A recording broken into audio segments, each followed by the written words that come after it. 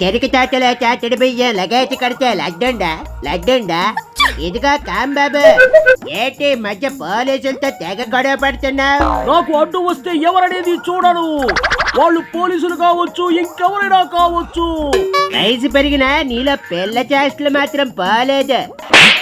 నాకు ఇంకా సత్తా ఉన్నది. వయసు అనేది ఒక సంఖ్య మాత్రమే. పోలీసులు కాదు కదా, ఎవరొచ్చినా సరే ఇలాగే ఎదురు నిలబడతా. ఈ జలగన్న దృష్టిలో మంచి మార్కులు కొట్టేయాలని భలే కష్టపడుతున్నావు కాంబాబు. మా జలగన్న కళ్ళలో ఆనందమే నాకు కావాలి. ఆయన కోసం ఏమైనా చేస్తారు. ఈ జలగన్న పర్యటనలో శాంతి భద్రతల దృష్ట్యా పోలీసులు జనాల్ని రానివ్వకుండా బ్యారికేడ్లు పెడితే నువ్వేటే వాటిని తీసేస్తున్నావు. బ్యారికేడ్లు తీస్తా, పోలీసులను ఎదిరిస్తా, ఎవరిని లెక్క చెయ్యరు. ఈ సత్తెనపల్లి చిన్నోడి పవర్ ఏంటో చూపిస్తా. అధికారంలో లేకపోతేనే ఇంత దౌర్జన్యం చేస్తున్నావా? అధికారంలో లేకపోతే ఏమిటి?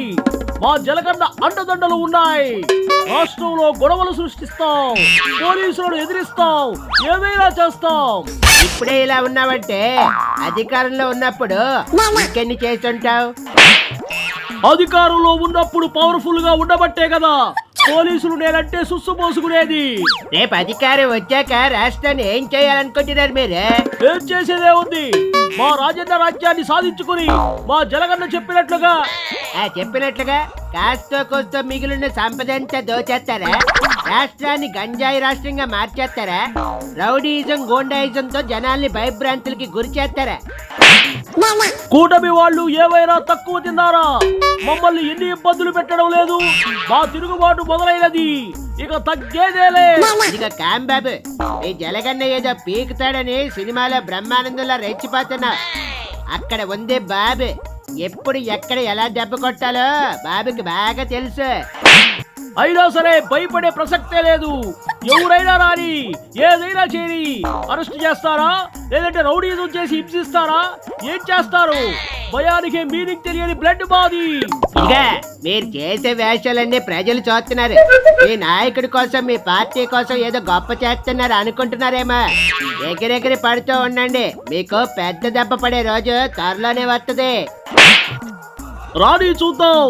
గంగమ్మ జాతరలో పొటేలు తల నరికినట్టు రప్ప రప్ప నరికేస్తాం. ఇలాగే ఆ వంశీ కూడా ఇలాగే ఎగిరెగిరి పడ్డాడు. ఇప్పుడు ఏమైంది? నువ్వు పిచ్చి పిచ్చి వేషాలు వేసి కూటమి వాళ్ళ దృష్టిలో పడ్డావు. నిన్ను లోపలేస్తే నీకు మామూలుగా ఉండదు కాంబాబు. అందులో నువ్వు పోలీసులతో బాగా పెట్టుకున్నావు కదా.